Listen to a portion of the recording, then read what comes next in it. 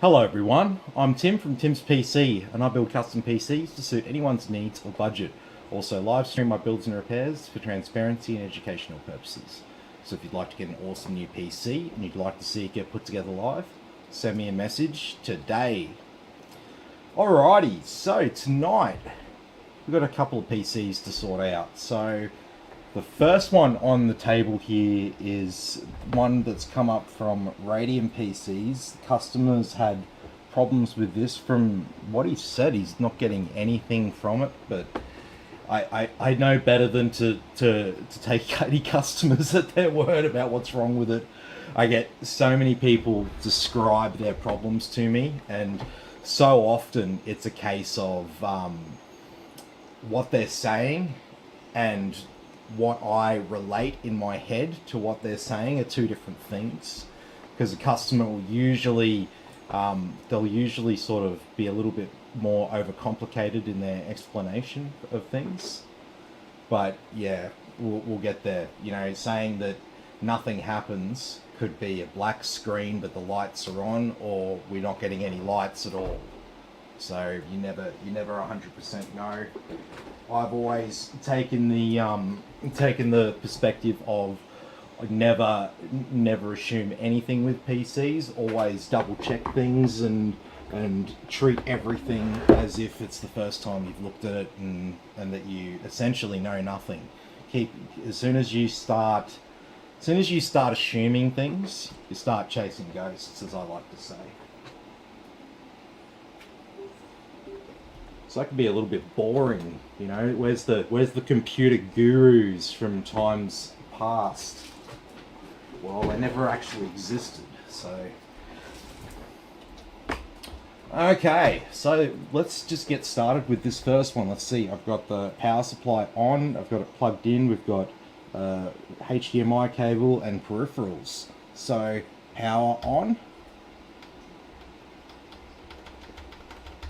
Nothing.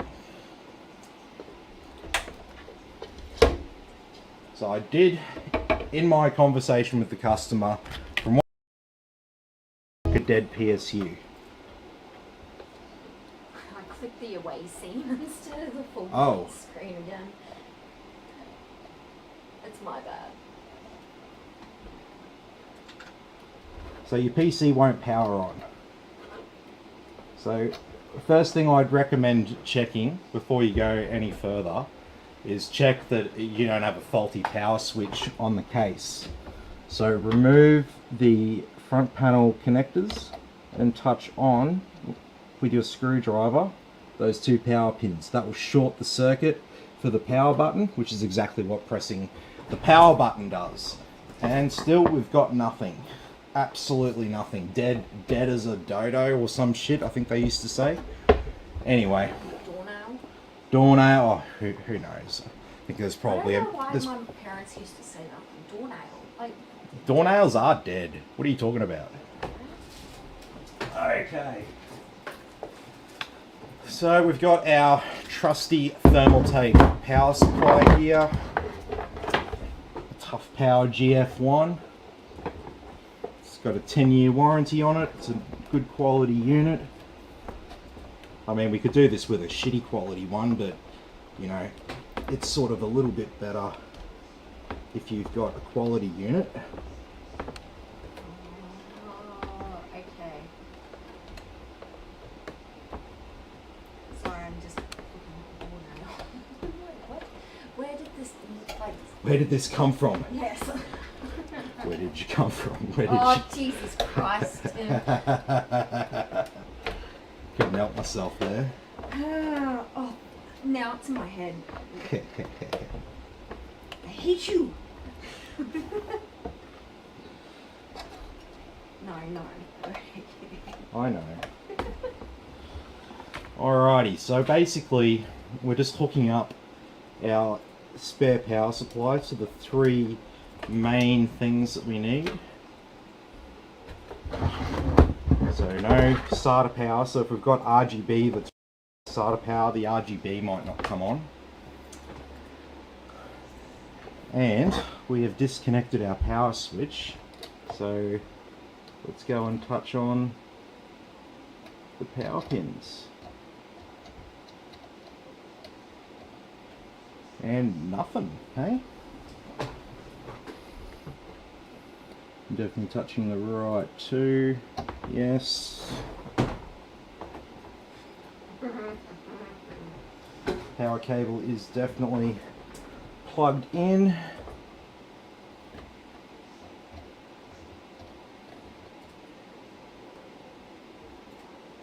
Okay. Yeah, we are not getting anything from this. Okay. So, where does that leave us?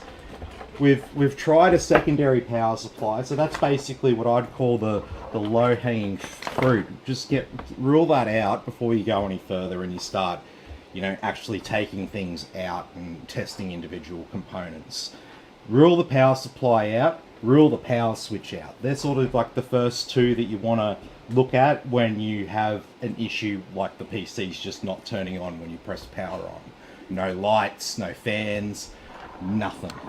So I have it on pretty good authority that the RAM's been checked, but the next step now is to test our CPU and our graphics card on the test bench to see whether both of those components are fine. We'll do the RAM while we're at it, I think. And then if all of those components work on the test bench, we've got a pretty good idea that it will be a faulty motherboard. That's where the problem is. So, I mean, not the easiest thing to replace a motherboard. It can be a bit of a painful sort of job. Looks like we've got an MSI B550M Pro VDH Wi-Fi motherboard. This is a good board. I've used it plenty of times before, but everything's got a non-zero failure rate, unfortunately. So if that is the case, yeah, it'll probably be a case of I'll get Radium to send me up a replacement motherboard that they've got on hand, and yeah, we can go from there, because the retail costs on the equivalent board right now are pretty high. It's not very nice, actually, if I do say so myself. Okay.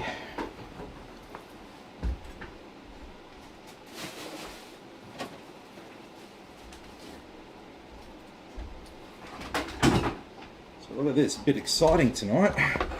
So we're gonna bring over the shit. Fucking hell! You're lucky that didn't break. I am lucky that didn't break. Running out of room on my desk. Look at that. Don't worry about me. Holy shit. Luckily, that was an empty case. Oh. See, that's why you don't put two PC cases on the fucking desk. You right? Yeah. She's easily scared, so she probably flipped her shit just then at the noise. We all like a little bit of drama in our lives, right? Okay. Tim, Richard says good evening. Hey Richard, how you going? So basically, we've most probably got a PC here. This is a referral from our partners down in Melbourne, Radium PC, and they've most probably got a dead motherboard. At the moment, at this stage of the diagnosis, we're going to assume that it is the motherboard. That is the most statistically likely component to cause the problem. We could also have a dead CPU. That would be significantly rarer. And if I was a betting man, if I had a dead CPU over a dead motherboard, I might be inclined to purchase a lotto ticket. But, you know, I'm not really a betting man, because, you know, I'm no maths major, but like I understand mathematics, statistics, probability. You know, there'd be a lot of classes in university that would be a challenge for me, but statistics and probability would not be one. However, it is a big problem for a lot of people if they don't have a sort of year 12 level of maths knowledge. Then it can be a little bit fucked, to say the least. Okay, so we'll check our RAM here. It's very unlikely that a stick of RAM will stop the computer from booting up at all.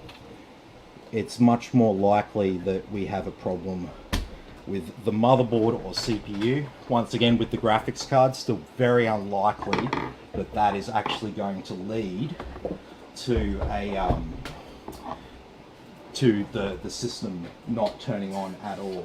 Richard says shit that doesn't include. I know. Oh yeah, this happens though. This happens.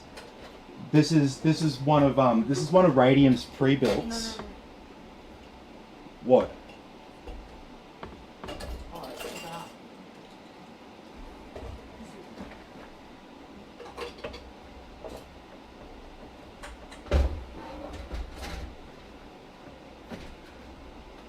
Oh, it's all good.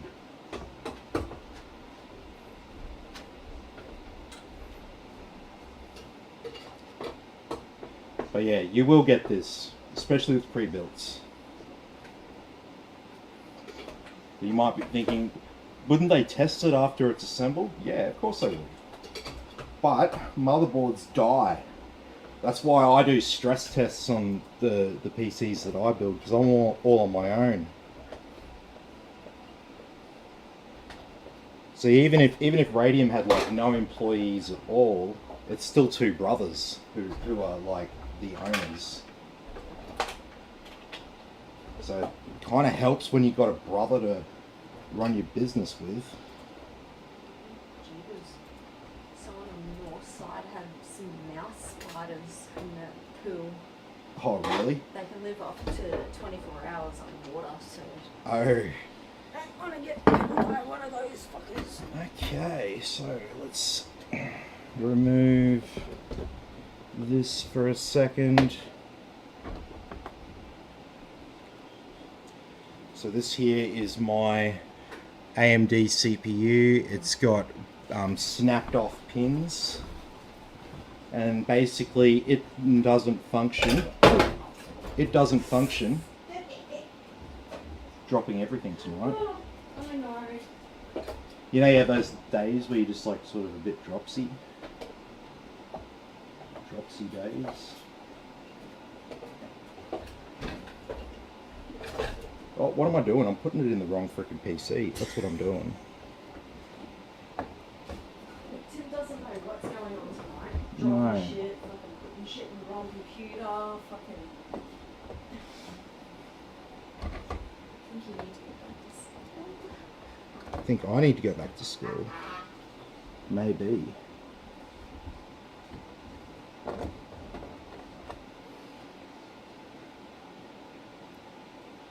We didn't bend any pins with that, did we?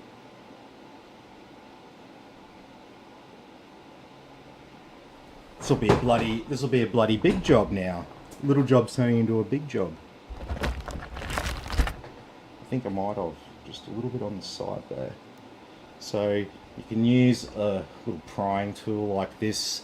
You can use a card, but it's very easy to repair AMD bent pins. It's a bit of a problem when they're snapped though.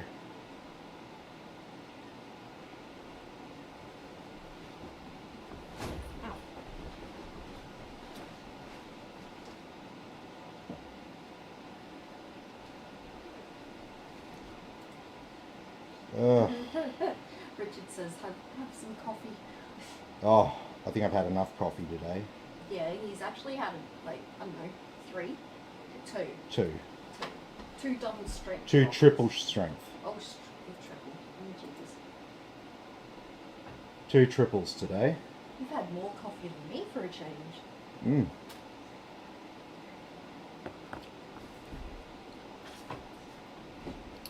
Bloody hell.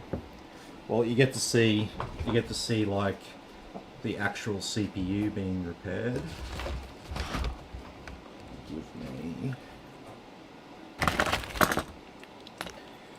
Won't it be fun if I spend all this time with a couple of bent pins and then it's just a simple case of the CPU's dead? So I spend all this time delicately fixing.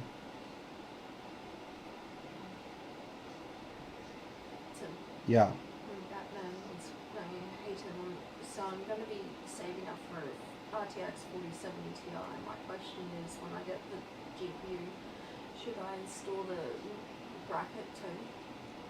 No, I wouldn't worry too much about that, dude. If you've heard my streams before, I wouldn't say I'm against them. I just don't think that they're necessary in most cases.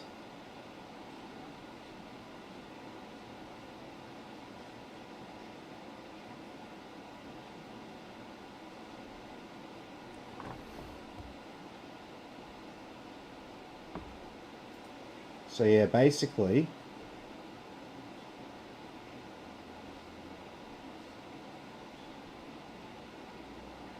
just got to go along and bend them back into shape, which is generally a fairly simple job.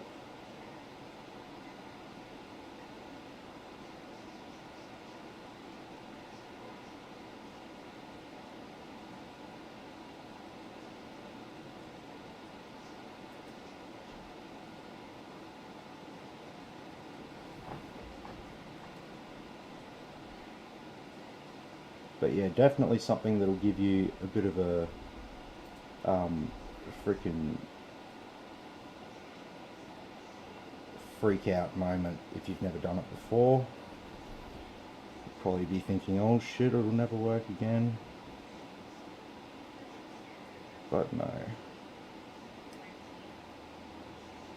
The truth of the matter is, it's actually way, way worse trying to do this on an Intel.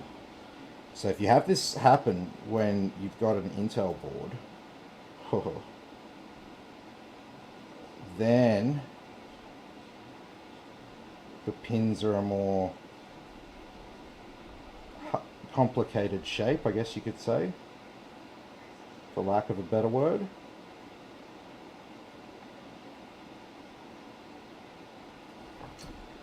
Okay.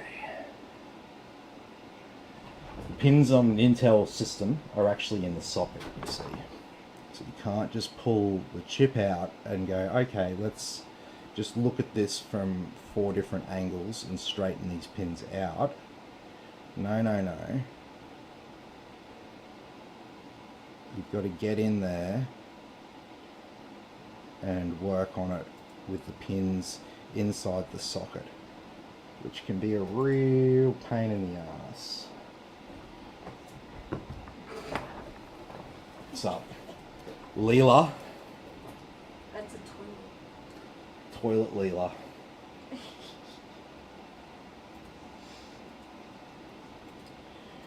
And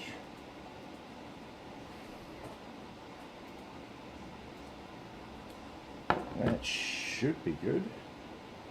Unless I'm being blind.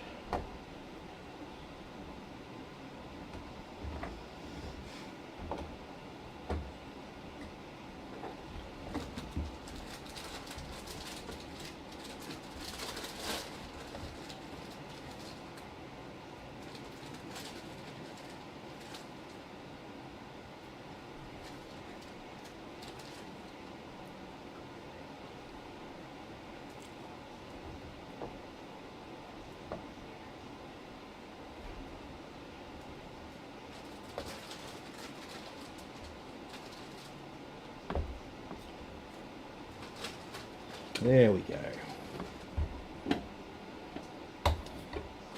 Bloody hell.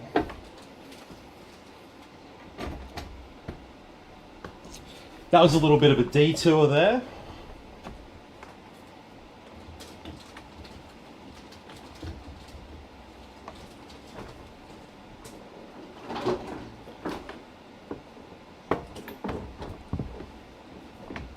So what's the bet that when I fire it on now, we won't have any problem?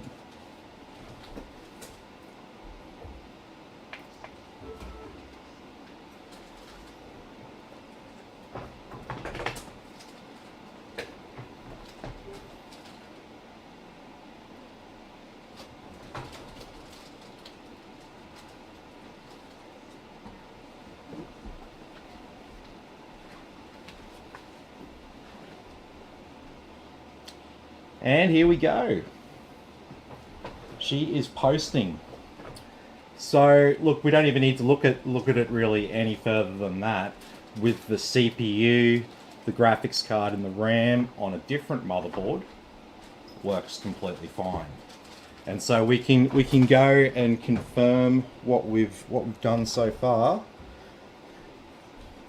And we can go and get my CPU here, the one with the actual damaged pins on it, and we can put it in that PC, and we can chuck on a stick of RAM, different RAM, just to be, you know, doubly sure, though the RAM did work on the PC. And I've got the power cables disconnected there. And negativo, nothing from this one. Oh, hang on, let's be doubly sure. Didn't have the motherboard and CPU power cables plugged in there. That might help.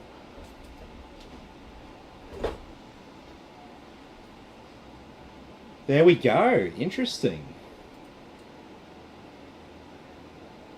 Very interesting. Did I bend the pins, or was it someone else who bent the pins? That's pretty strange. Now we've just come on. Bloody hell. So, geez. Like, I know the CPU came out here, but it looked like it dropped. See, there's a bit of thermal paste on the bottom of this case here. And it sort of looks like it didn't drop on the pins when I dropped it there, when it came off the cooler. Pro tip, you should always heat up your CPU before you take it off in a cooler like this, if you've got an AMD AM4 socket cooler. Just a little point to note before someone roasts me in the comments. But the reason I couldn't was because we weren't getting any power from the CPU. It looked like we had a dead motherboard or something.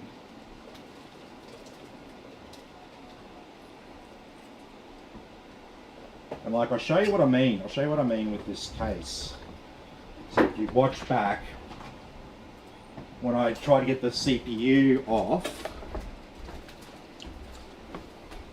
I kind of dropped it, but as you can see, the thermal compound sort of outlines where it landed.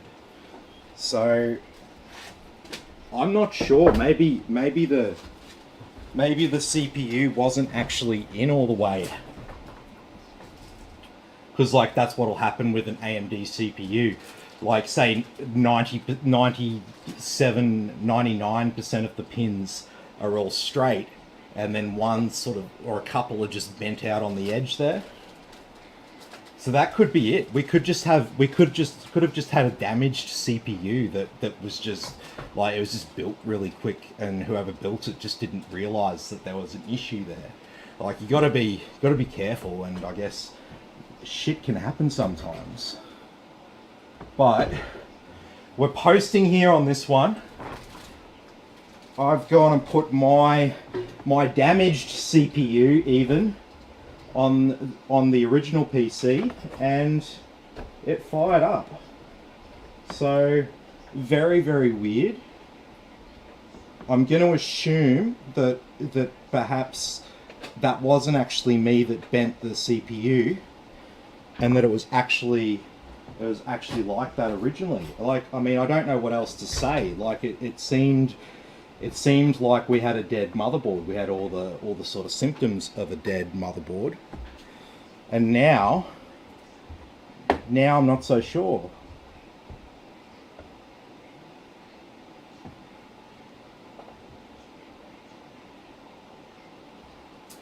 Okay, you're definitely down there now. And you're plugged in all the way, yes, yes. So now I've got the original CPU back in the original case there. And we'll power that back on. It's a weird one though, right? Oh, what am I doing? I don't have the power cables plugged in. It might help if I actually turn on the PC properly with my screwdriver. And we're powering up. I don't have a graphics card installed, but that is the original CPU on the motherboard now, and we've got the lights turning on. So, look, I'm pretty satisfied that we might be done with the test bench here for the night. So I'm gonna unplug our graphics card. I'm gonna unplug our original memory, and I'm gonna chuck back the memory I can use, remembering to put it in one of the slots that actually works with my CPU. Because if you heard me talking about my damaged CPU, it's a Ryzen 5600X. I pretty much got it for free because the customer was like, I'm like, look man, you can have it back, but it's fucking damaged, and anyone that you sell it to on Marketplace is gonna get getting it real fucking shitty with you as soon as they realize how it's damaged and what it means for it to be damaged. And that is that you can only run memory in one out of the two channels. So basically, if you've got 4 RAM slots on your motherboard, with my CPU, it'll only work with a maximum of 2 sticks in the same channel. So you can't even have dual channel memory with this. It's literally a case of you can only run like you've got 1 stick of RAM in your computer. That's all it's capable of.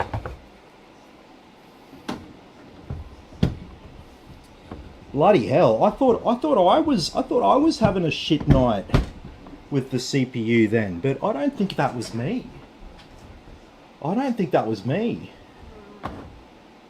Like you're following my logic here, right?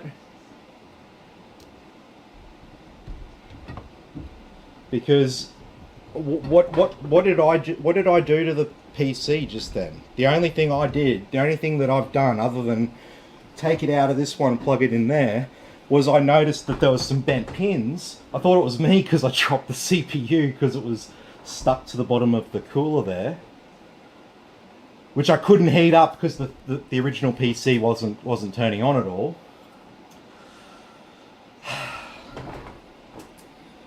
Who says that there's no excitement with PCs? PCs are a boring and dry subject. Never a fucking dull moment, I reckon. Alright. Let's give our CPU a bit of a wipe off. We've got a Ryzen 5500 here. And we've got basically something fairly similar to a Cooler Master Hyper 212 cooler, or a deep cool Gamax cooler, something like that. Something like that. Something like that? Yeah, something like that.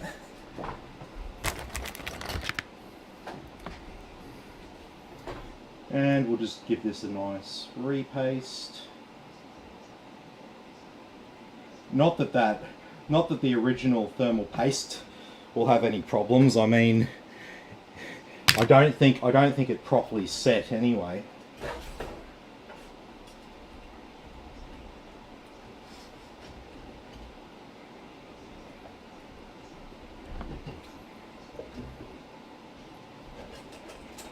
Okay.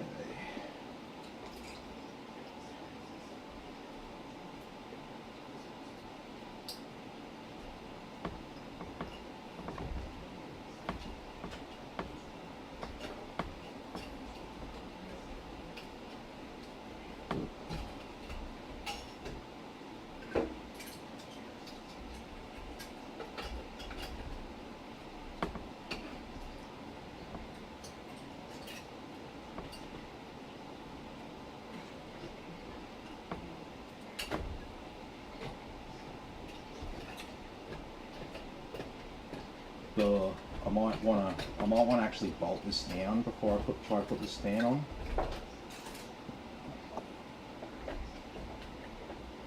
For best results,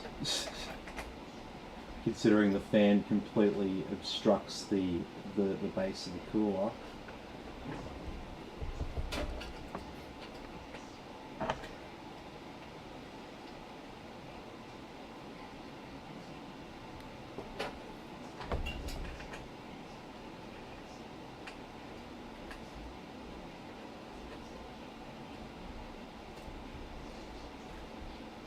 So yeah, this is definitely this was definitely an issue that wasn't going to get discovered very easily. Right? The only way you were going to figure this out was to basically pull your PC apart and get it all looked at, get everything just looked at with a fresh set of eyes. And you need to have all the parts there just ready to go, oh yep, we'll swap the CPU over and do this and do that. So it's certainly not a technical problem that will get that'll get fixed from, you know, clicking a few clicks of the mouse, or you know, just pulling out some RAM and plugging it back in again or something like that.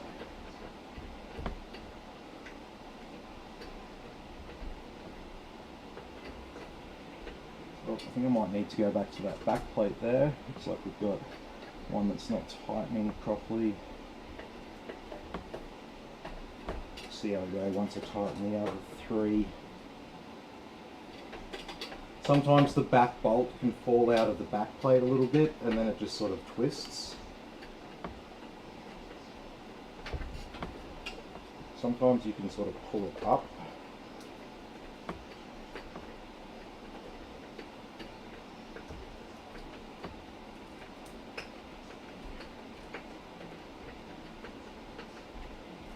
That feels like it's doing something. There we go. Alright, so now you can do the actual fan, dickhead. Bloody hell.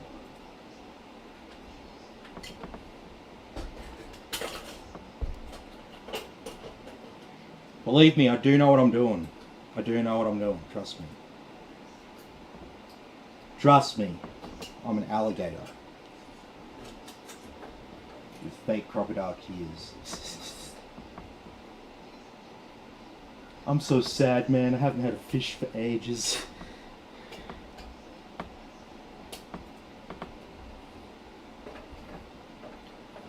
Very good.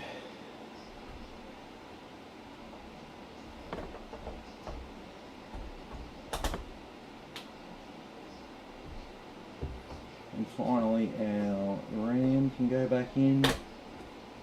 And our graphics card.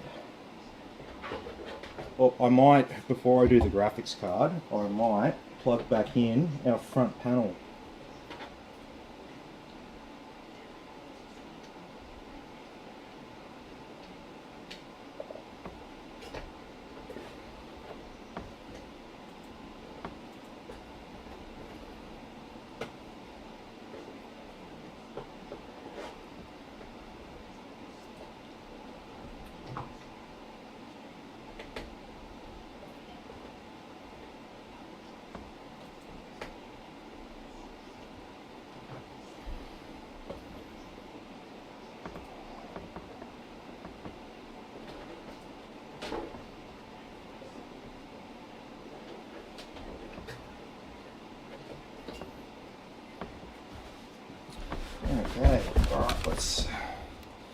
Let's wipe off that thermal compound here.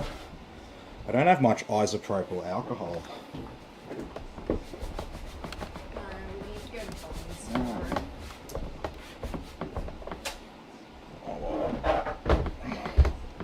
This is a PC that's been bought for a young fella, and he's been waiting on this for so long. What's he got here? RTX 3060. And apparently his granddad chucked in the last $200 for this system. Oh, yay! So he knew how much the young fella wanted it. So, So, yeah. Anush says hello there, Tim. Hey man, how you going? We had a really weird one here tonight with the repair. Like, we had a PC that wouldn't turn on, right? So nothing. Like plug in the power supply, press the power switch, nothing. Pulled the front panel connectors out, nothing. Touched it with my screwdriver, nothing. Got a new power supply, hooked up the new power supply to it, and nothing. So we pull everything out and we go to put it onto the test bench. And because I couldn't get any power running through it, I had our AMD AM4 socket CPU stuck to the bottom of the cooler. So I'm trying to pry it off with all the thermal paste surface tension down there.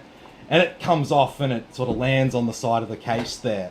I didn't think that I bent anything, but then when I went to plug it into my test bench, I noticed that the pins were sort of bent on the side, and I'm like, holy shit, did I really bend it? And like, I'm like, you know, you're just like, oh, obviously I've bent it, I just dropped it. Anyway, I go through and I do a little pin repair on an AM4 CPU live here. It's pretty easy once you've done a few of them. And anyway, repaired it, plugged it in the test bench, everything powered on and posted, no worries. So I was like, that's strange. We've probably definitely got a bad motherboard. So let's be doubly sure. Let's plug our test bench CPU into this one, into the original motherboard, with the original power supply. And it turns on straight away. Then I plug in the original CPU back into that PC, and it turned on straight away. Now we've got literally everything all original in that case. I'll plug in display and I'll plug in peripherals, but we should be good now for a post. Look at that.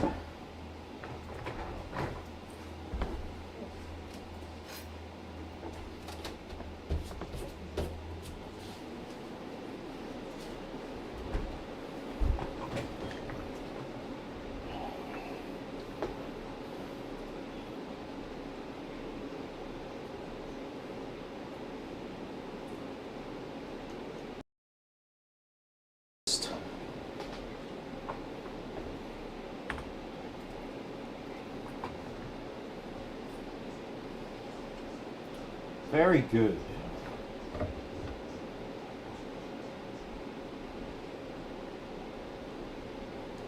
Okay, and we're loaded into Windows.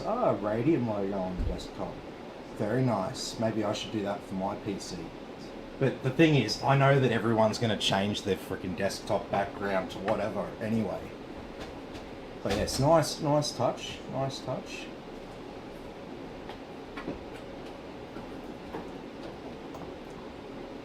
Alright, well let's just, since we've got Windows kind of set up here, let's just at least download some updates and stuff like that, so the young fella's kind of just ready to go when he gets his PC back. Sure, it's very, very stressful for a young kid to make a purchase like this with a PC where it's, you know, it's a couple of grand and stuff like that. And then it ends up, like not working for you. You think you've lost all your money and stuff like that. It can be quite a nerve-wracking experience. So, look, I'm not going to spend too much time on it. It's not one of my PCs. but I will install the Windows updates here, and I'll put on some gaming apps here as well. So it's just a small little bit of extra attention. I'll put a hardware monitor on here as well, just because, hey, you've already wasted a bit of time getting this PC repaired and stuff like that.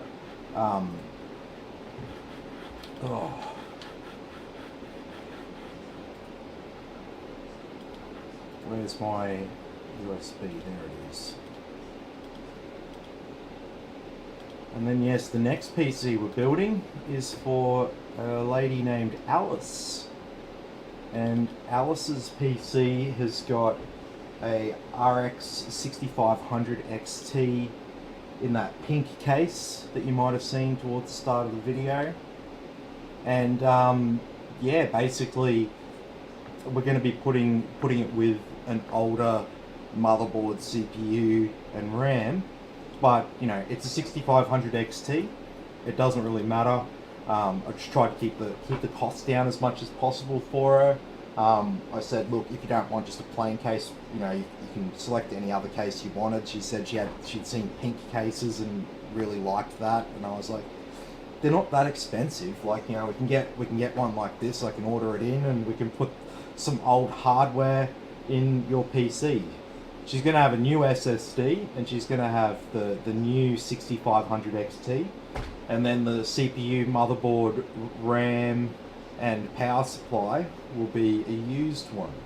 And like I said to her, because it's older components in there, look, you know, they might die, they're old, but the thing is, you haven't spent that much money on them. And if you want them replaced, hopefully they get you enough life that by the time they do die, you know, hopefully a couple of years time or something like that, then you can just go, hey, just put all new internals in my PC, and yeah, we'll just be done with it, and it'll be like a brand new PC for it.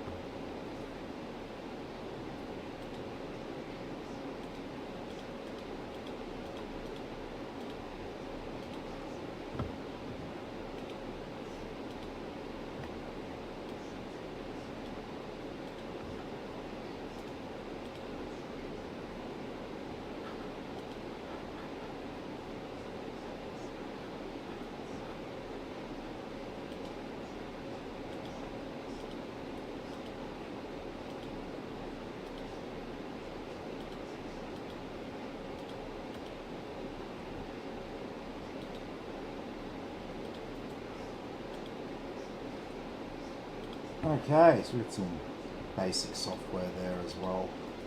Hopefully that saves a little bit of time for this guy. But that is one PC all sorted, ready to go.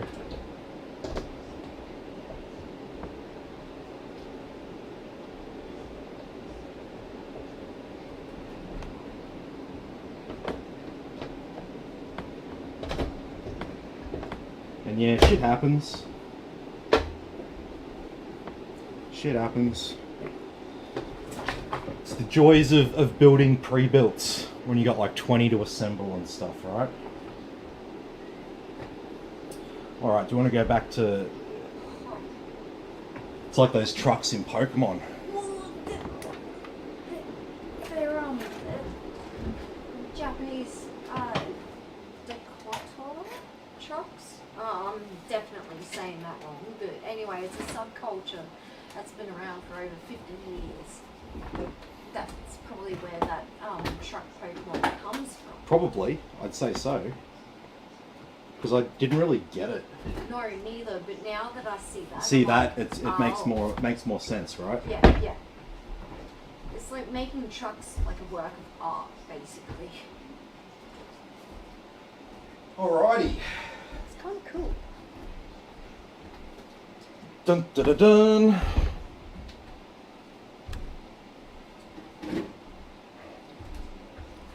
So it would have just been in this box here, Yay! but it's gonna go in a pink Look, box. that reminds me of that S we used to do in like primary school. Look at that. Oh yes. Who remembers drawing S's in school? People are like, what are you talking about, bruh? Well, if you Google it, you'll find it. Oh, Jesus. The S symbol that we used to all draw. What was that from? I only learnt that from my brother because I saw him doing it and I was like, "Ha, that's cool. I'm gonna do that." Fucking, I don't know.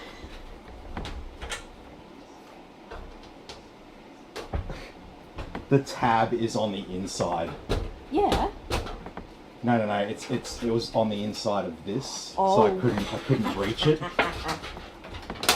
Suck shit.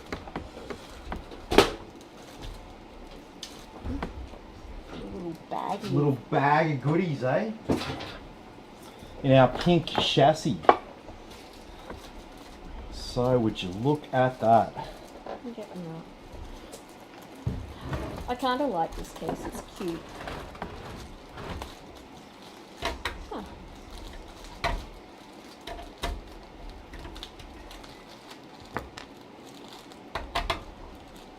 Will we chuck in a white RGB fan for this? Yeah, because you're actually kind of getting a collection of them. Yeah, I get too many of them. The problem is if someone orders a white PC, they don't want like random fans. No, not usually. No. Don't get anything. Alrighty, check out this thermal take power supply. Not necessarily as nice as my test bench one, but it's lasted for a while. That's why it still exists. It's not too bad. It's custom. Tomato sauce, I should say. Yes.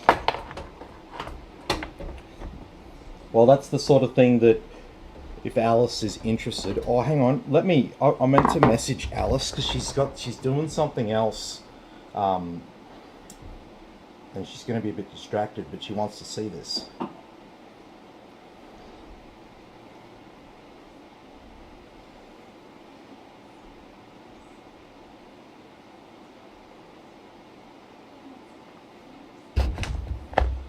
Alrighty, keep my end of the bargain and let her know that we're doing this.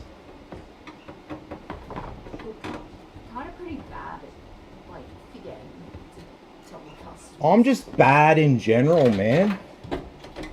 I need like a secretary to like fully organize my life for me.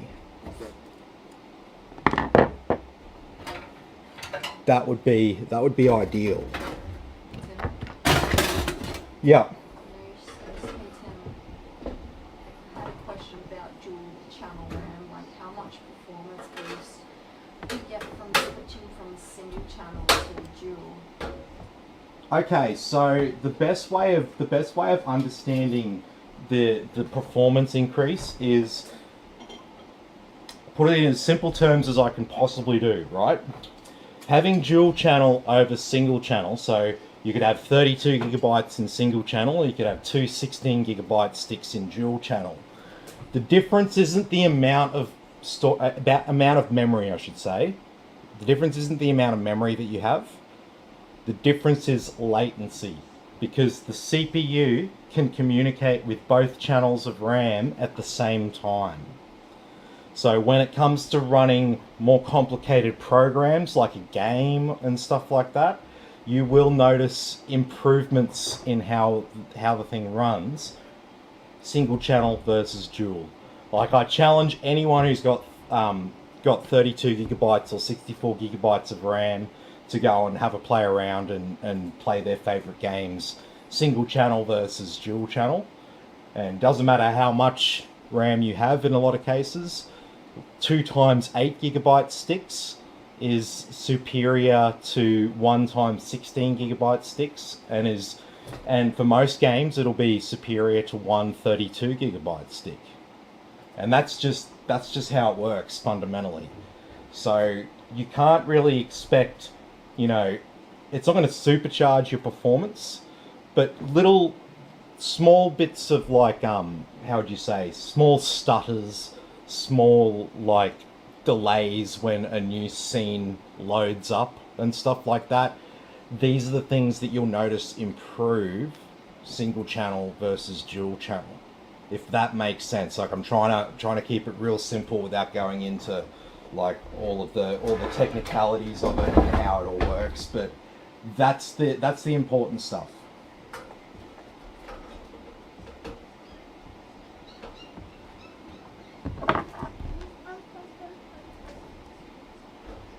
We have dogs.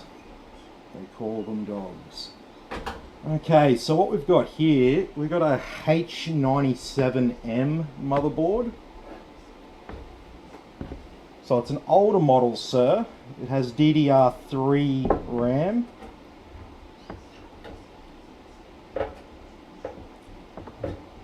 But it does have PCIe 3, which is the main thing, because PCIe 3 is a lot better with our graphics card.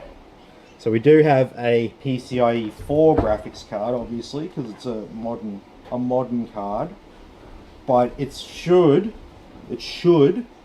run completely fine. If not, I do have other DDR3 motherboards. Good.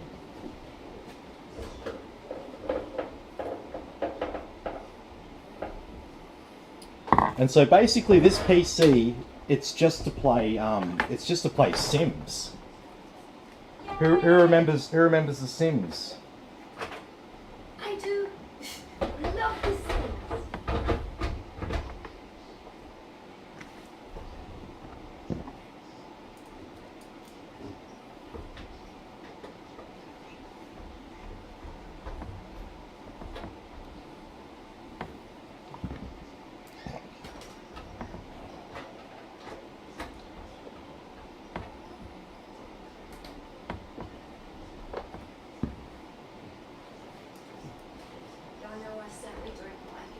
She's one of the ladies I used to work with. She's literally got every game, every expansion pack. For The Sims. Yeah. It's the only game she plays. Oh God.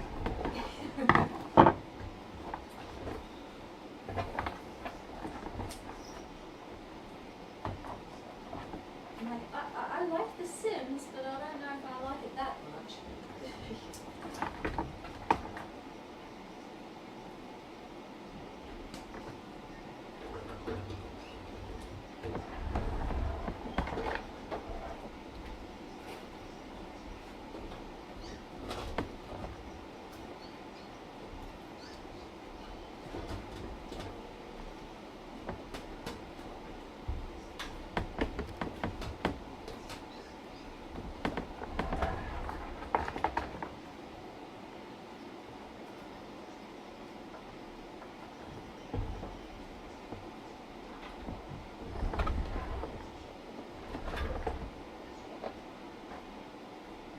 Okay, we're gonna have to remove a couple of screws at the top here, because we're gonna have to run our CPU cable behind the top of the motherboard there, just due to space.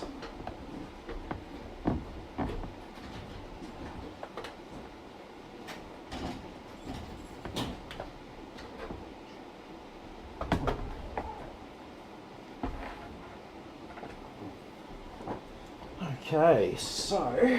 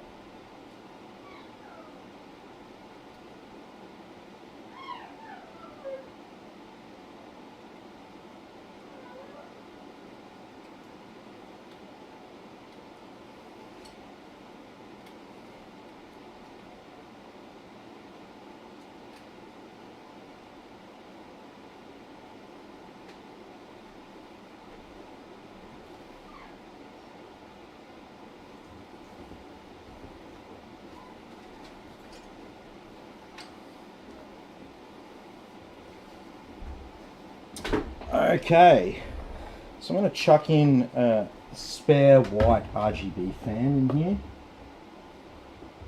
Will we have room for another fan? Yes, we've got a fan header down there.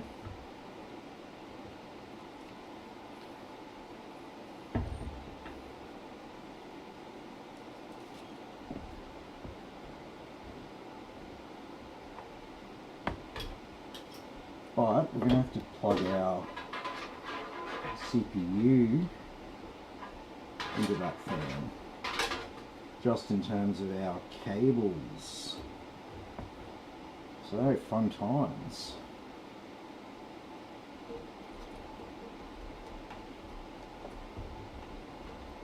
So we've only got this one fan header free, and this has kind of got a bit of a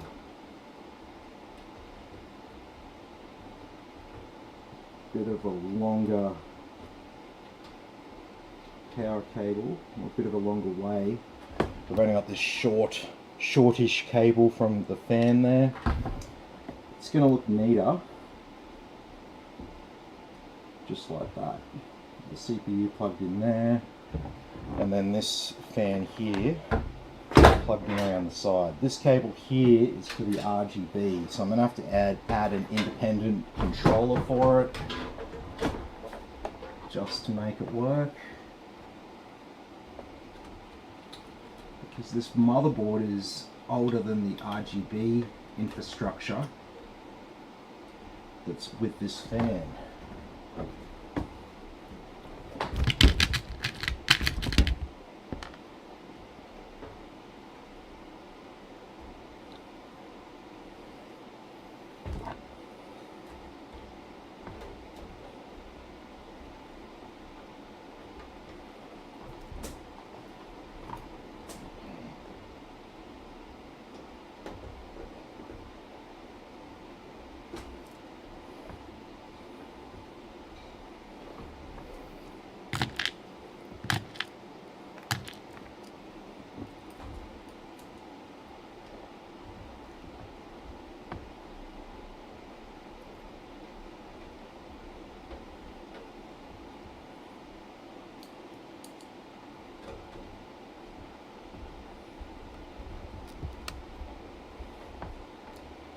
Okay, so as for an independent RGB controller,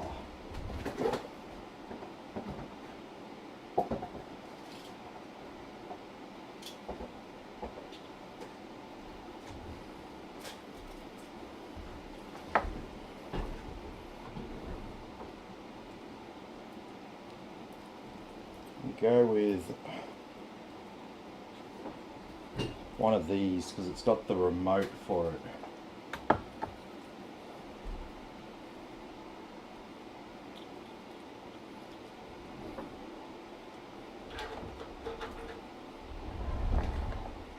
And we can stick the remote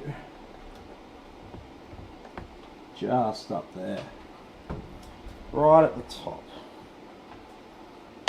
Right on the refrigerator, where everyone can see. Yay!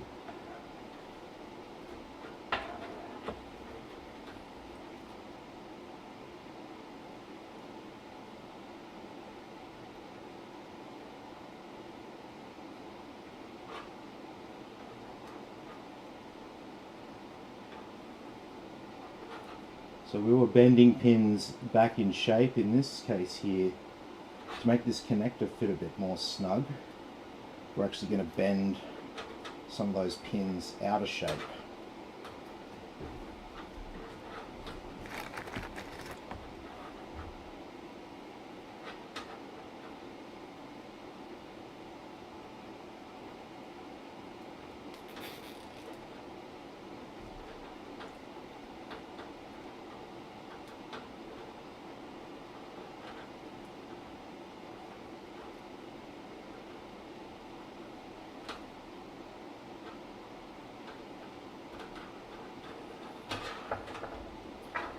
There we go.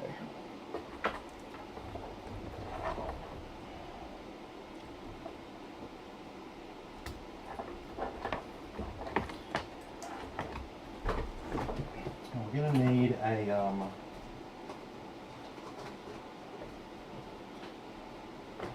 need a SATA SSD here for this.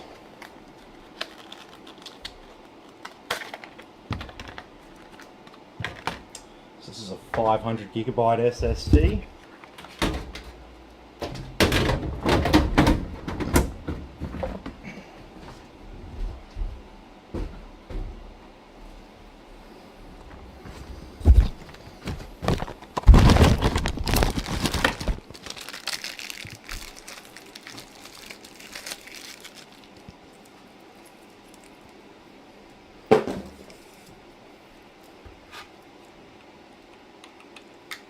So we need some SATA and we need some data.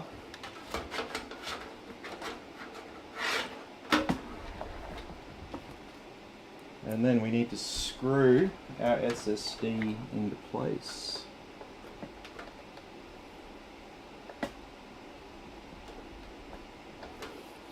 So as I always let people know, with an SSD, you don't have to go completely nuts bolting them down.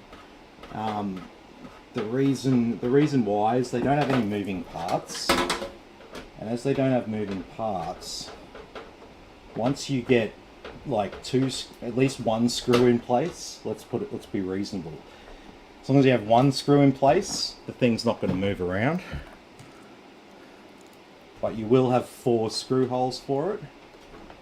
But I guess my point is, if you've only got the 1 or 2 screws, don't freak out too much with an SSD. Now, with a hard drive, on the other hand, they should most definitely always be bolted in correctly, using every available screw hole that you have.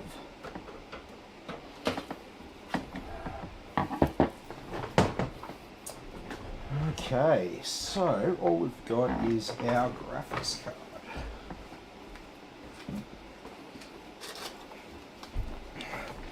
So here it is. Now hopefully we don't have any dramas with compatibility here with the motherboard, etc. Worst case scenario, I should be able to get this thing to post without a graphics card, and I can attempt a BIOS update and a few other bits and pieces for it.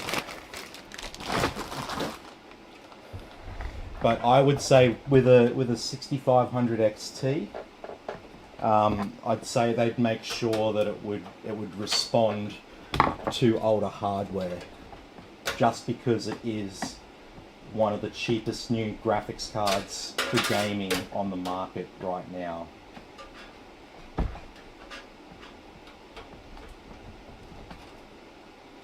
And when you target the low end, you can count on people using old motherboards and stuff with your product.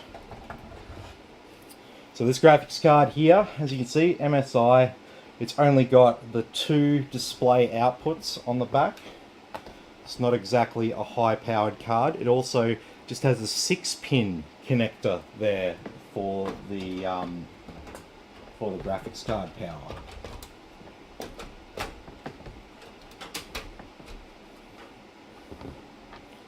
Where are we?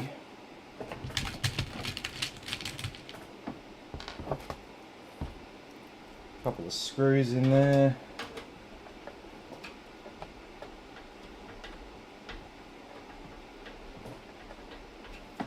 So we've got one display port, one HDMI.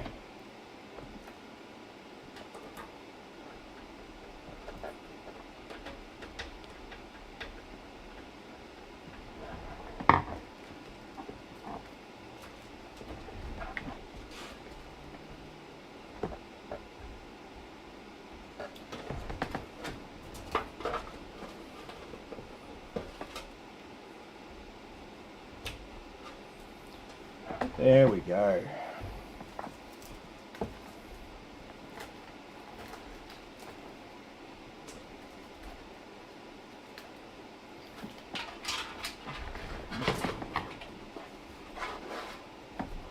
Well, I've forgotten to plug in everything down the bottom. Good ones, Tim. Good one. Getting ahead of myself as usual. Well, actually no, it's the first repair that's kind of done my head in a little bit, because I wasn't expecting to do what I did. What the fuck was going on there?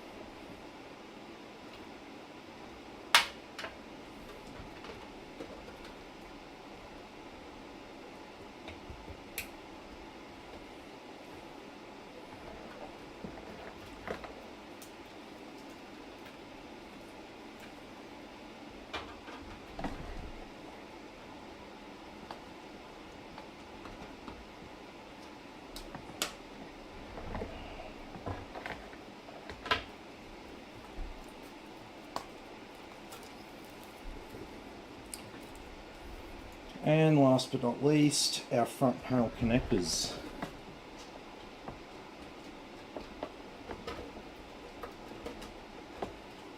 Which is actually up the side here on this board.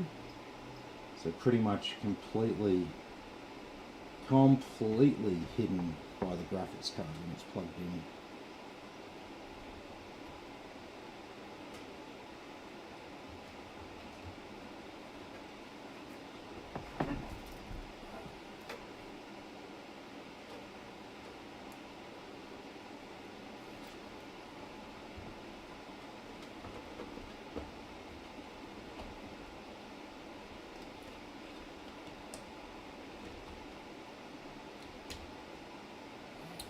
Okay, take two.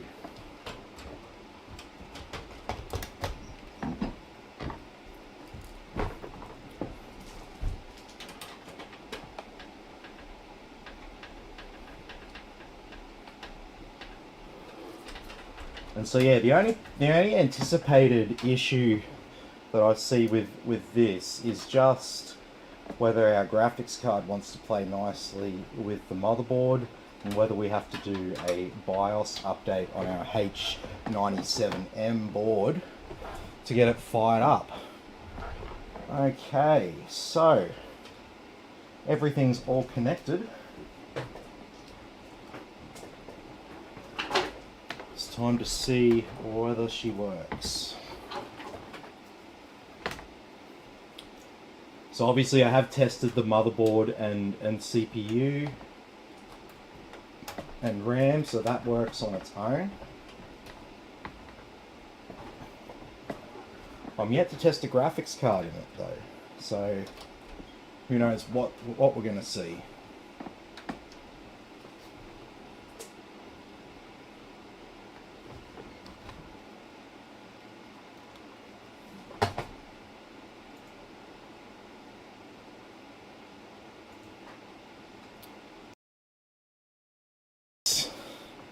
Very, very, very nice. So if you're seeing this message right now, what it means is that the computer doesn't have an appropriate device, storage device, to boot an operating system from. And so this is just a generic message by the motherboard that says, hey, you don't have anything to boot off, you silly motherfucker. So I'll just hit the power off button and we can power it straight back on again.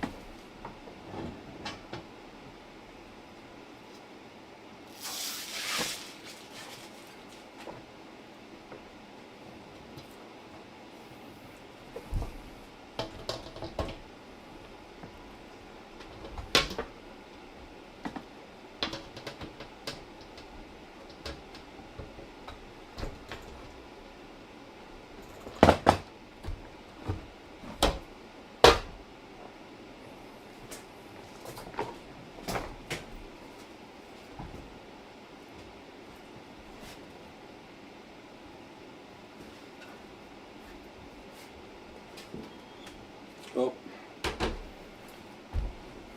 There we go. Windows.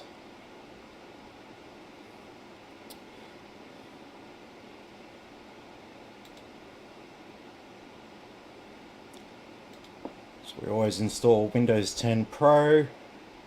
It's just got all of the features of Windows. Doesn't usually cost you any more. But it's handy to have it because you don't know that you want something until you want it.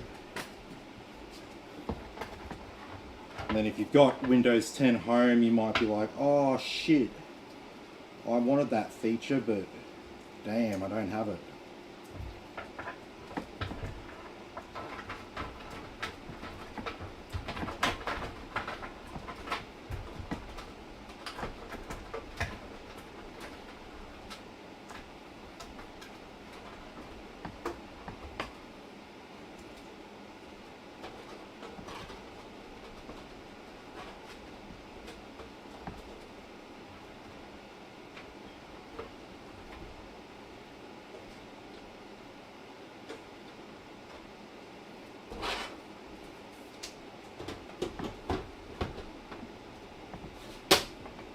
So as I said before, we've got our free RGB fan in the back there. I've installed a controller with a little button on it there to allow you to change the color modes.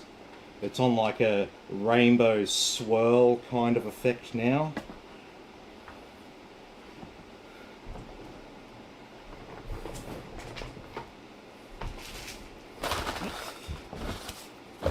Very good. Like I said, I was pretty confident that we weren't going to have any compatibility issues with the graphics card and the motherboard that we've got. Just because it is such a budget one, you might have more problems with a more high-end card when you start to try to pair it with older technology. They just assume that you won't need backwards compatibility if you're buying like a very expensive graphics card sometimes. Sometimes. And sometimes it's a case of you can update the older board's BIOS to the latest version, and then it works better with new technology. So you can sometimes get some extra stuff out of them.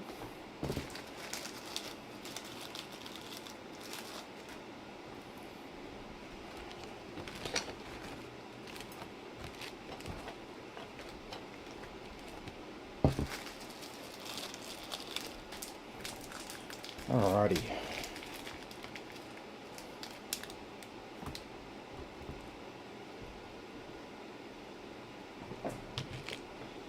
I do try to minimize the amount of packets of bolts and stuff that I open, so I don't have like a constant messy desk. Doesn't really work too well, as you can see.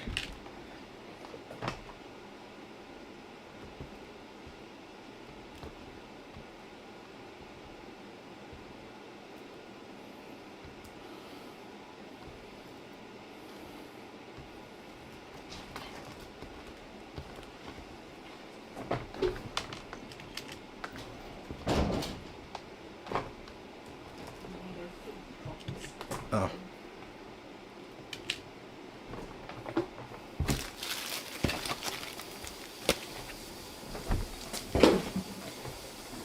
Okay, so Australia, US keyboard layout because of the $sign.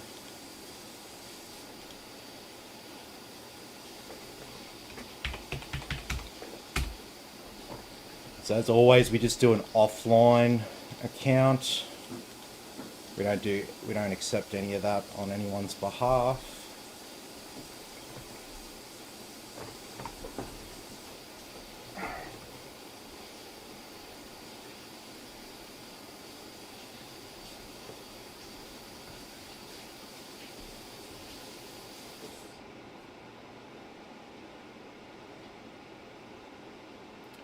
So yeah, happy days about that first PC. Just some bent pins. No big deal. For me. Big deal for you at home with your new PC. Holy shit, it doesn't work. No, I don't mean to be a smart ass.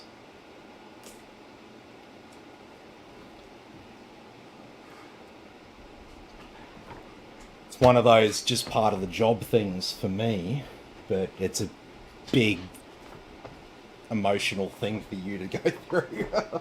So I do pity you in that regards.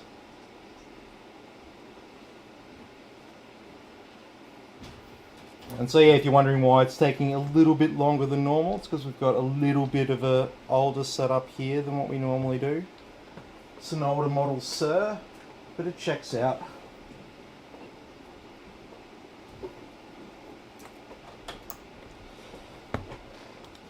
Okay.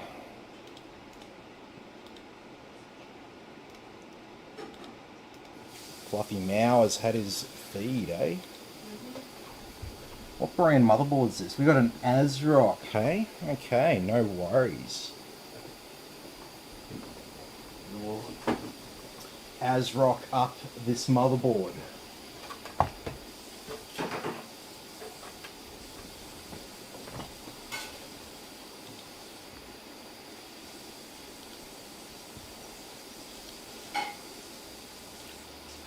Older motherboards sometimes have absolute shitloads of updates.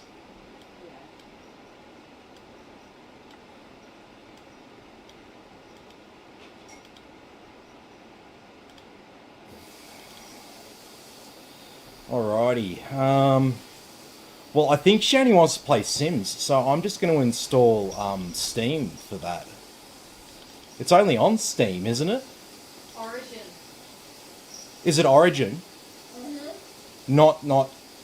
Not Steam. I play Sims. Okay, it's on Origin. All right. Well, I'll install Steam as well because Steam's like the net. It's the Netflix. It's the Netflix of PC games. She just doesn't strike me as someone who wants to play Call of Duty or no, she'd Epic. be playing games like me too. Yeah. She's into Sims. She'd be playing shit like She's that. working on a cosplay tonight. Oh. That's why I had to message her because she's going to be distracted. Oh, cool. Christine likes that. If I had more money, I would be doing that. Well, I don't think she's got. What cosplay does she do? I don't know. Aw. It would be weird if I asked her that. Well, probably not really that weird. She probably gets asked quite a lot. I'm a dude. It's weird. I guess. Yeah. It is. Yeah, it would be weird. Kinda. But still, unless I was like, unless I was time. gay or something like that, then it wouldn't be weird. It would just be like you asking her. Yeah. If I ask her and show some interest, that means I've got some sort of fetish. I got some fetish for cosplay stuff, and that's why I'm saying it would just be weird. It would be awkward and weird. I would never ask that to a chick. I'm not saying there's not straight dudes into cosplay. I'm saying that if you take an interest in a woman's cosplay, you're either a woman or gay, or you're actually interested in her in a sexual way. I'm just saying that's how it is. Correct me if I'm wrong. Correct me if I'm wrong.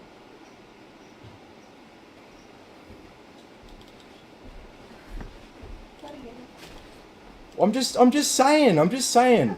If you ever do that and dudes start talking to you about it and acting like they're interested, they're not actually interested in they're not interested in the fact that you're interested in.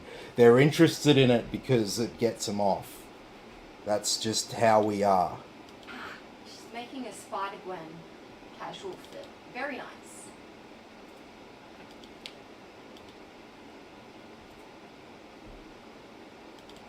There you go. See, she's told you in the comments what she's doing. Yes, See, yes. now that's not weird. That's not weird. I was generally interested though. I know you are, and that's all right. That's all right. Be weird if the PC guy who's selling you the PC is all like, "Oh, what sort of cosplay do you do?" Oh, Jesus Christ. Oh, yeah. Like, that's what chicks would think. I listen to Camp Cope. I know I understand what girls are like and what shit you girls go through because of men. I'm aware of that stuff, and I'm trying to be conscious of it. Okay, I don't want to make anyone feel uncomfortable. Eddie says, "Yes, sicko." Yes, sicko. Oh, I don't know. See, I don't. That's not me, and Christine could back me up on that. That is not me. No. So I'm just being very conscious.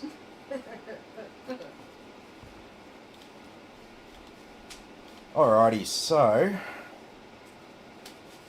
how are we going over this side? We done with our Windows updates?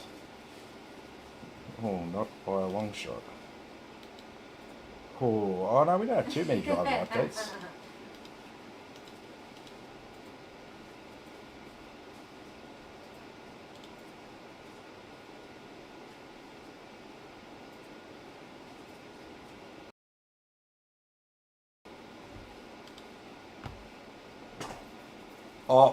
Oh, I think you're gonna have to.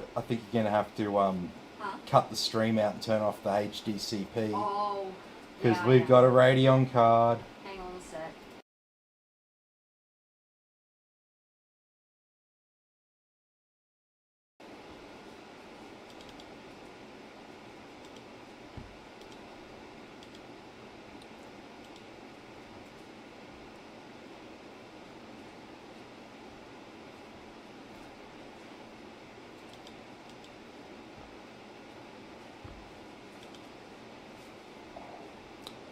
Okay, well, let's install.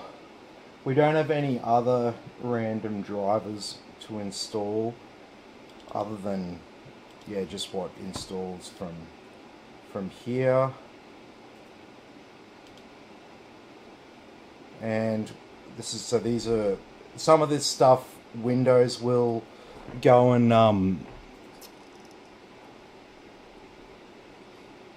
yeah, so some of this stuff is stuff that Windows would install, and other stuff is stuff that we'll only get from ASRock. So we'll go ahead and get all these. Do you want to? I might get BIOS Babe to get me a BIOS.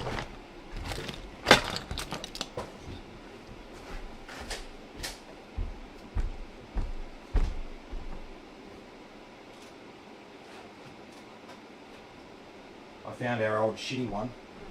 What am I looking for? This is an ASRock H97M anniversary.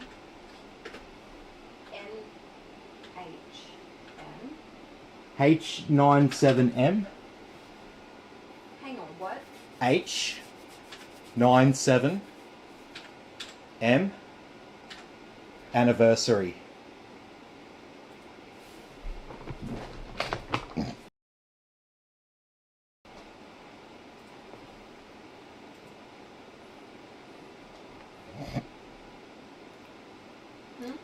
Global.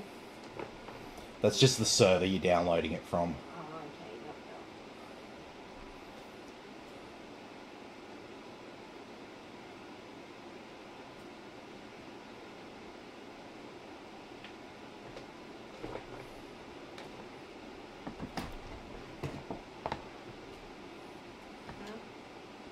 Just give it a second.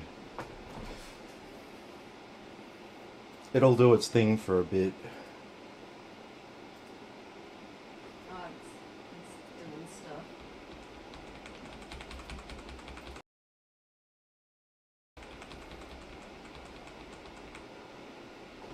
What version are we on? 2.3? Yeah. Yep, well I must have already updated this or something, because that is already on here. We already have 2.3.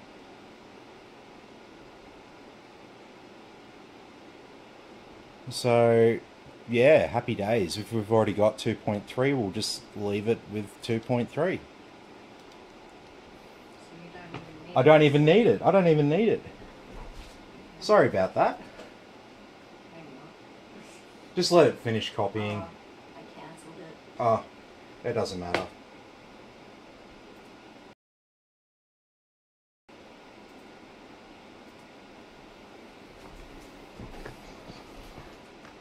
So yeah, all looking good.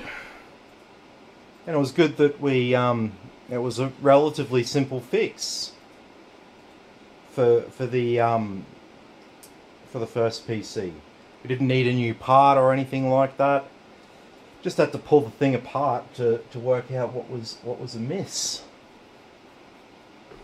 And yeah, I think it was a case of those CPU pins might have just been bent when they were like getting it out of the box or something like that, out of the little plastic shell that it sits in. It's easy to do. I've done it a few times before, and luckily I've noticed before I went to put the cooler on, because then they put the cooler on, then they bend a whole heap of pins on the side. So that can happen. That happens to the best of us. So it's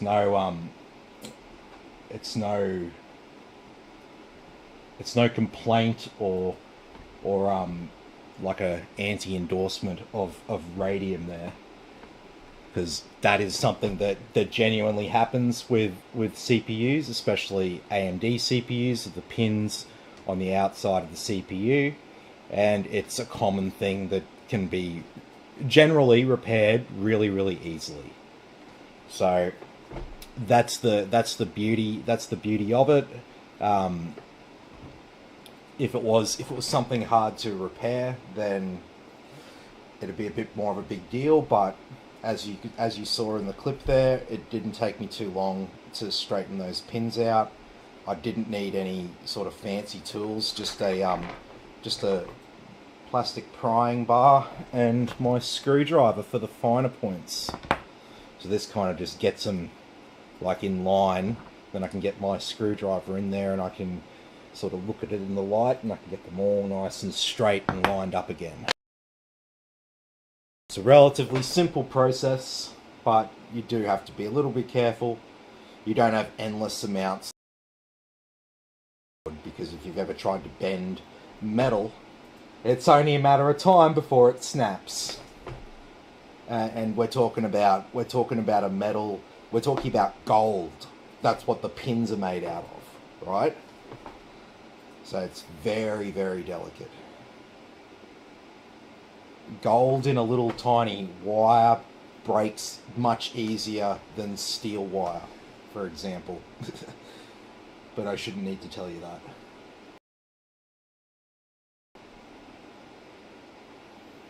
So I've got the latest BIOS on here, and we've got all our Windows. And then we haven't got benchmarks. So let's chuck on this. It'll probably still want to restart a couple of times, but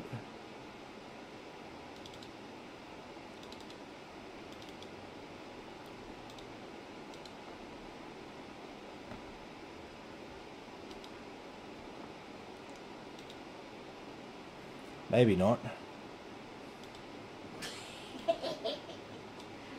Stupid dumb. Oh. She gets really fucking dizzy and falls over.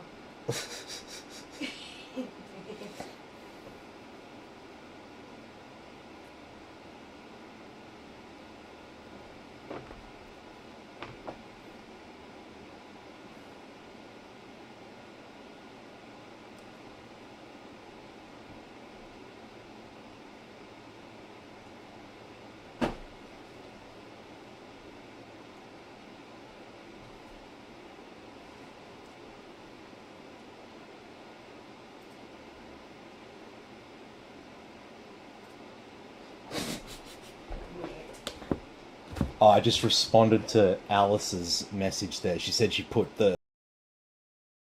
comments, and I just said that you were like, ooh, cosplay.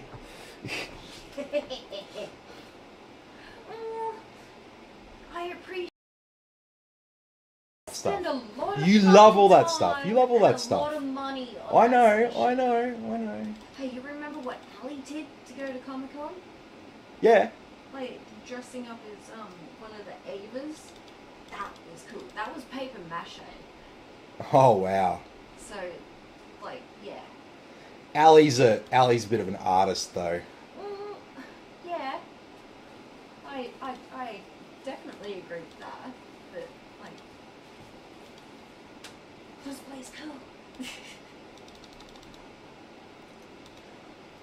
Well, I stand by my. There's a cosplay event coming up. There's steampunk / cosplay. Oh event no. coming up in August. I really want to go to that. Oh.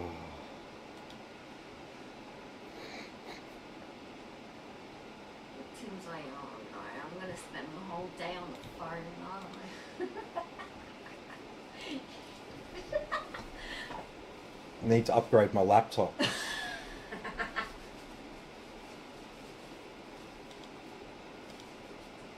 It's happening on the grounds of my old primary school. Well, they've turned it into like some sort of arts. Oh, I could go chat to fucking a few of the people over at Woolworths Wynnum Central. Oh, there you If go. if those people still work there. There you go, you got something to do. If I go in there and start talking to them, I'll start bloody building a bloody display for them or something like that. Oh no, don't do Start building them a Schweppes display and I'll forget why I'm there. that. I could probably see that. She's like, I can probably see that happening. You'd be like, oh, I haven't done that in a while, I'll do that.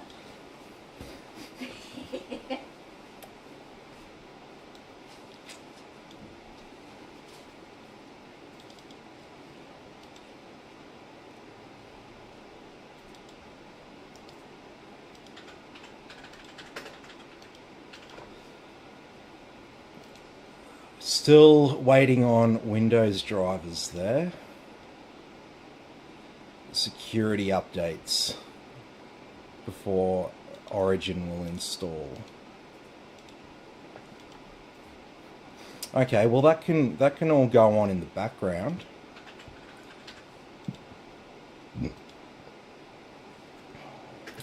What have we missed? MSI Afterburner.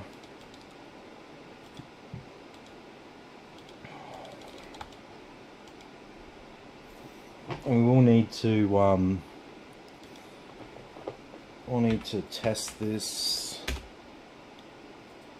make sure it's running right.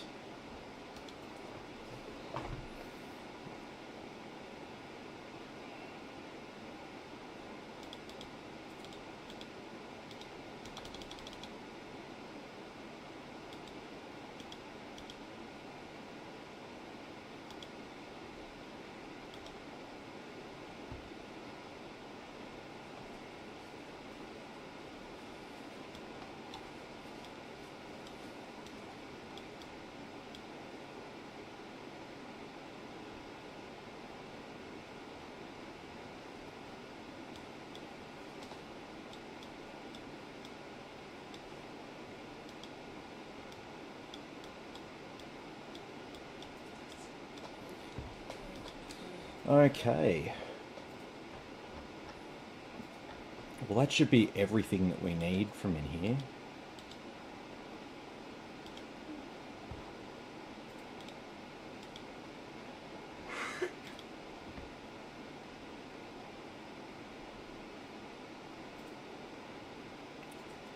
So this is, we need these security updates, .NET framework updates.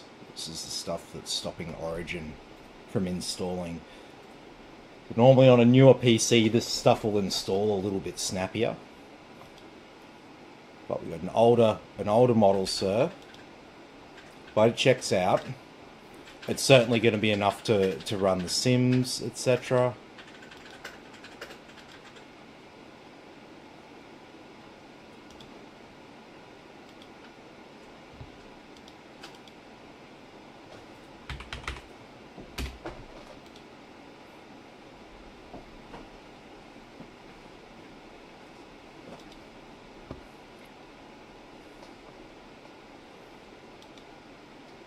And so the only thing that Alice might want to add would be Wi-Fi and Bluetooth capabilities. So we can add in a card to give you Wi-Fi and Bluetooth capabilities, or you could use a dongle or something. So the dongle's not going to be as reliable, but it'll probably come in a little bit cheaper. Whereas the Wi-Fi and Bluetooth card, it'll be Wi-Fi and Bluetooth, not one or the other, and it will just be a bit more reliable because it'll be plugged directly into the motherboard, and it will basically be like we had the integrated Wi-Fi and Bluetooth on the motherboard. So it's definitely a bit better. You can message me if you want me to do that. You might already have Wi-Fi, Bluetooth dongles, etc. Yeah, just let me know. Oh, Jesus. Because realistically, you should be able to use this. You should be able to pick this up tomorrow. Realistically.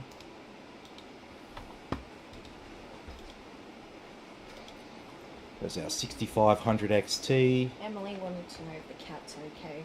Oh, the cat's okay. Yes, yes. He's a very fluffy Mao. Very, very fluffy. He had a bath the other day, so he wasn't happy for a little while. Then he was very happy because he's really clean. And yeah, unfortunately, with fluffy cats, you got to bath them. You got to bath them. You got to brush them, and you got to feed them. And you got to give them water. You got to change their litter tray. They do stinky, fluffy cat poos and wheeze. It's not all fluffy games. But yes, he's a very fluffy Mao. Unfortunately, tonight he's not trying to sit on my lap all night while I'm working. Yeah. Alice says, I have a hot spotting thing because I don't have proper internets. Ew. Okay, okay.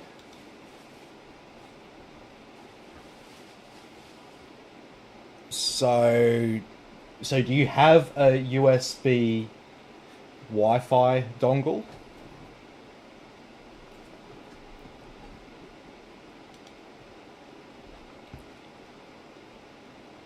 Send me a message and I'll send you some information and stuff later on. Because right now we're connected to the internet by cable, and that's the only internet that this computer has, like, natively. She says, yeah, it's like a Wi-Fi hotspotter. Yeah, okay. So you should be able to just plug that into one of the blue USB ports on the back, and it should install automatically for you. If you want to be doubly sure, just bring it with you when you come to pick up your PC, and I can just go upstairs and quickly install it for you. Because you don't want to get your computer home, plug it in, and then the computer can't talk to it properly. Connects with USB. Yes, yep. It should be fine. It should be fine straight out of the box. But like I said, bring it with you when you come to pick up your PC, and I'll plug it in. I'll make sure that it's definitely working without the cable plugged in, and then you won't have any problems with it.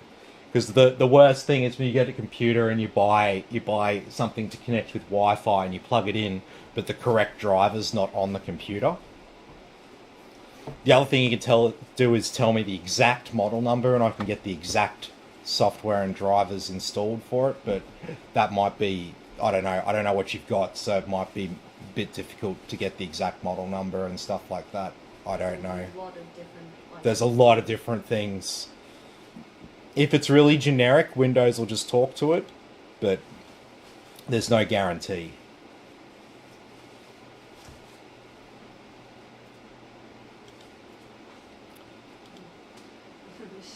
She doesn't have no clue. No, just bring it with you. It's no dramas. It'll take me 5 minutes, if that. Okay, let's set this up and let's run some gaming benchmarks on it. And so, like I said, if you're just getting something basic like a 6500 XT, you don't necessarily need new hardware. 6500 XT, it's no powerhouse of a graphics card. It's a more basic unit. It's the sort of CPU that you get if you're not really planning on running too much and you're really trying to keep the costs down. Because you can pick one up when you can find them in stock. You can pick one up for about 200 Australian dollars. So that's really, really, really cheap. But as you'll see from the benchmarks, it's not on the same level as like a 3060 or something like that. So it's not like, oh, should I like not get the 3060 and get the 6500 XT, thinking that it's better because it's the XT model or something like that? No, it's definitely not. You'll have a bad time. Go the 3060 if that's in your budget. Alrighty, so we'll run Heaven here, high, no anti-aliasing. And so these numbers on the side here, the number below the word RAM is how many frames per second it's running at. The rest of the stuff there is relatively straightforward. CPU temperature, graphics card temperature, memory on the graphics card, memory on the computer, usage percentage.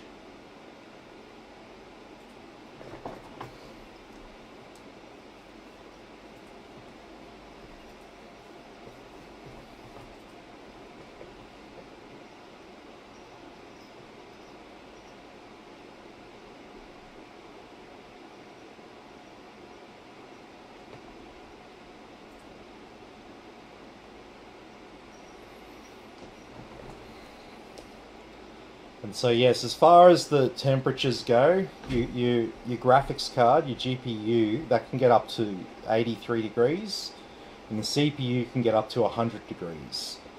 So don't freak out if it's getting up to 70 degrees or something while you're gaming or something like that. That's fine. That's under temp.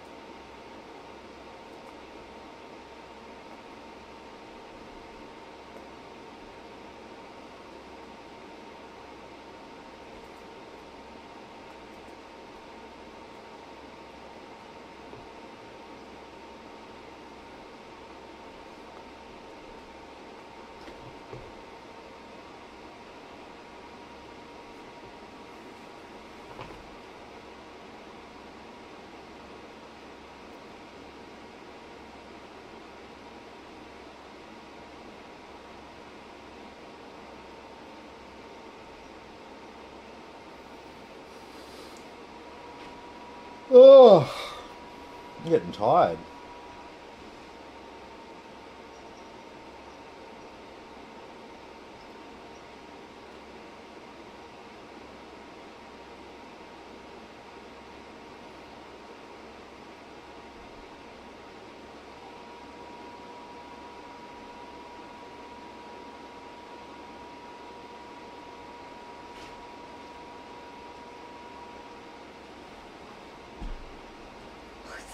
Jesus Christ, cat, that's just great.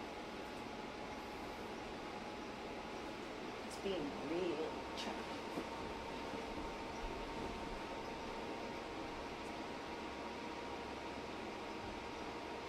Zoom in.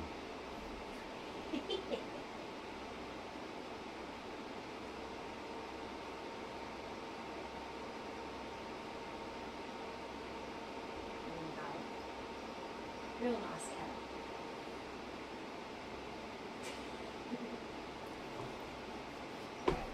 Like I always say, he's a very fluffy cat. He does fluffy cat things Buddy, in fluffy cat ways. I think it's clean.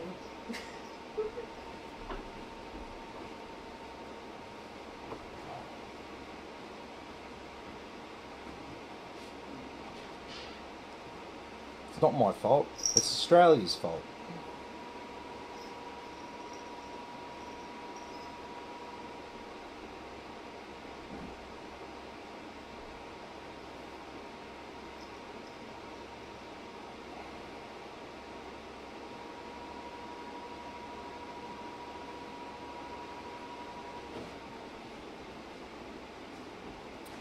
Alrighty. Oh, and dogs. Yes, we've got dogs. Little puppy dogs. So if you want a dog, then you can have a dog.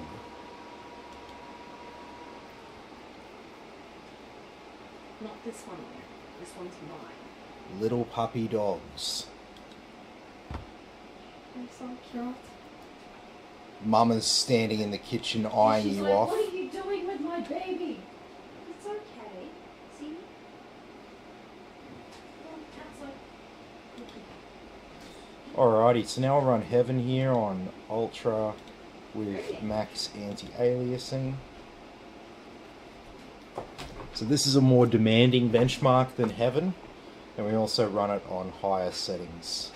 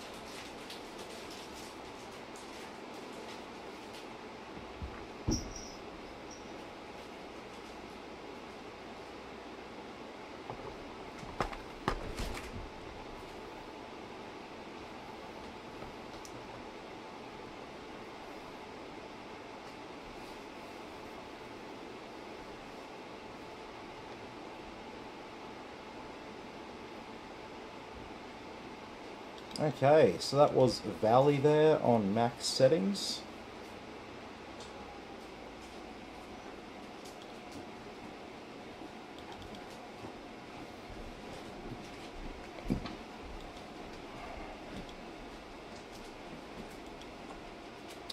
Now you should never use this graphics card at 4K resolution. Look, we're maxing out our VRAM here. But just for comparison's sake, let's just run it, because this is, look at this, VRAM limit is reached. It seems that the selected settings are too high for your video card. The benchmark may crash, and you may notice very low performance and visual effects. We highly recommend switching to lower settings. Yeah, YOLO.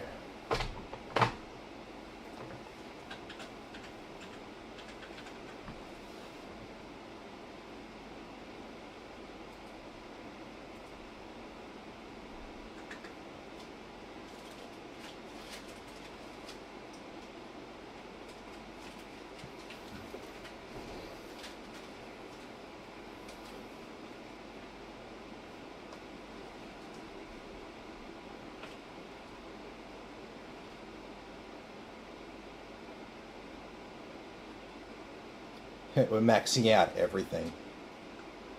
We're maxing out our RAM. We're maxing out our VRAM.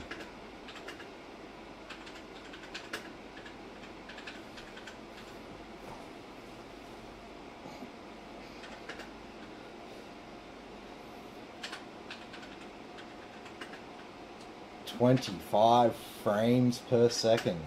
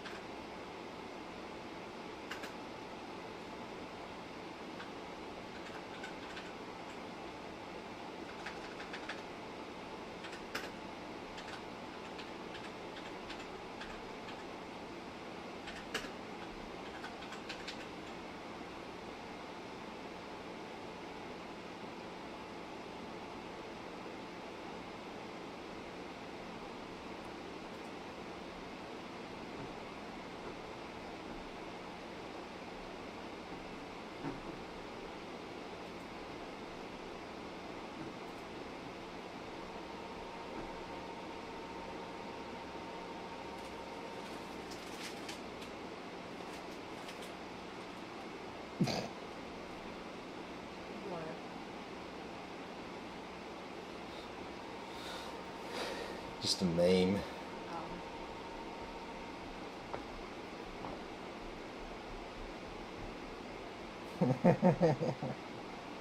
And another one.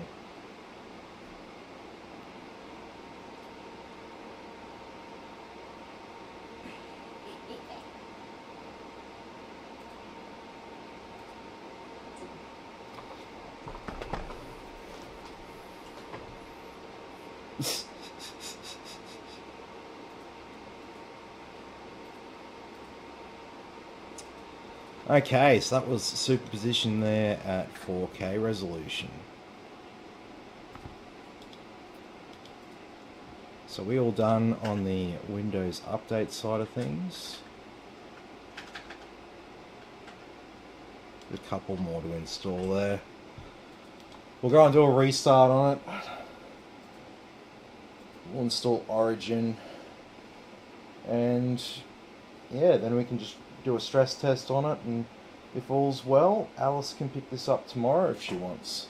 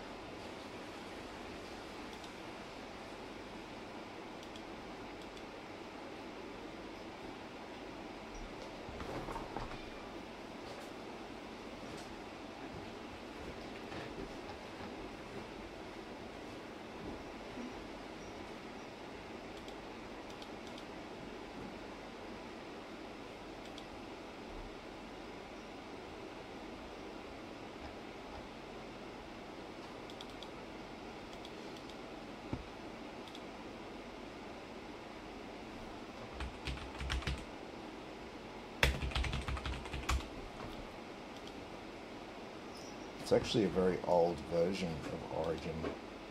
Let's download a fresh one. How about it? Still got the same errors, but it might be time to update that on my SSD.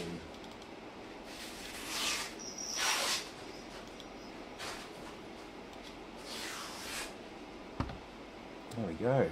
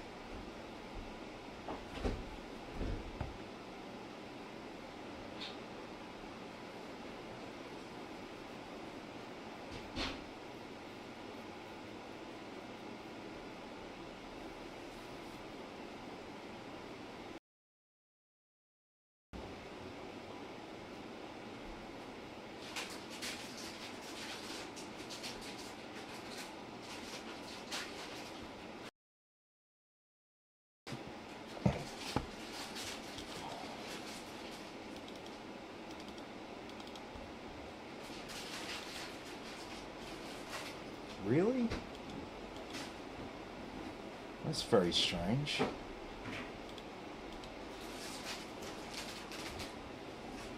Just by this point in the installation of everything, it should be fine.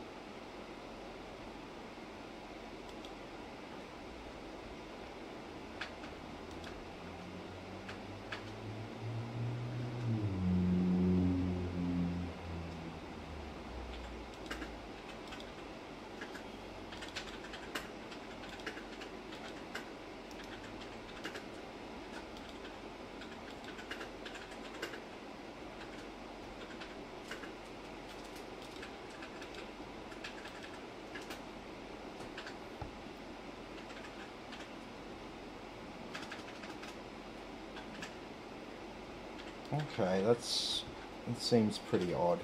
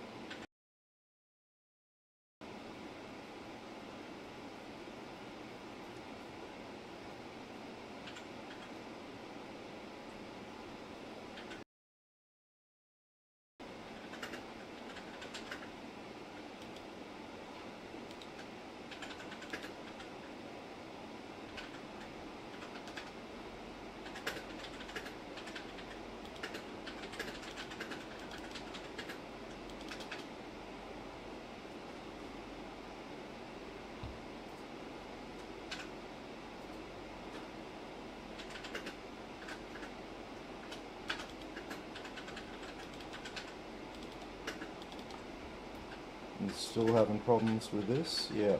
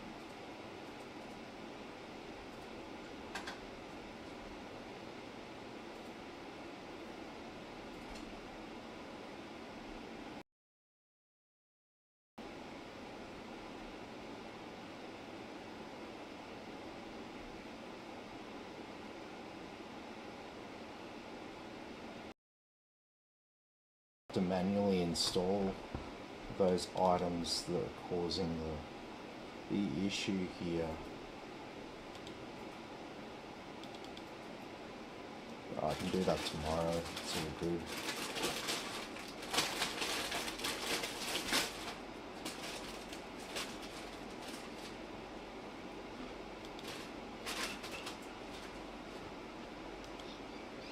Nope, we got it worked after that. It's the freaking ME drivers. I didn't want to install from ASRock. That was what was holding us up.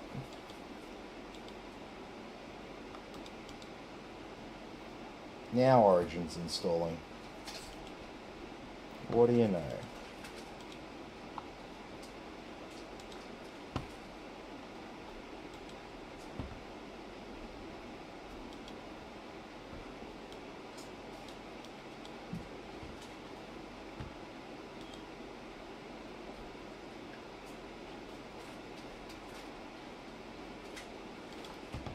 Very good.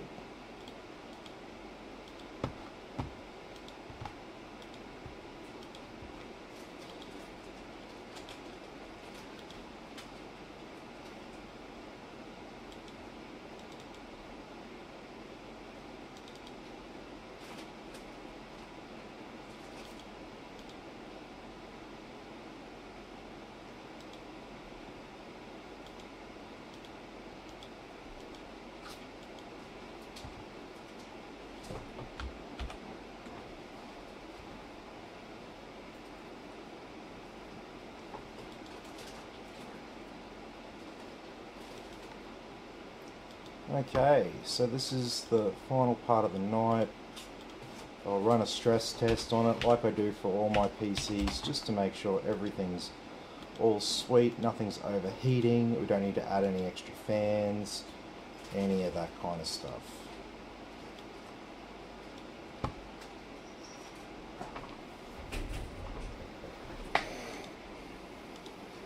But I might want to open up hardware monitor so I can actually log the temperatures properly.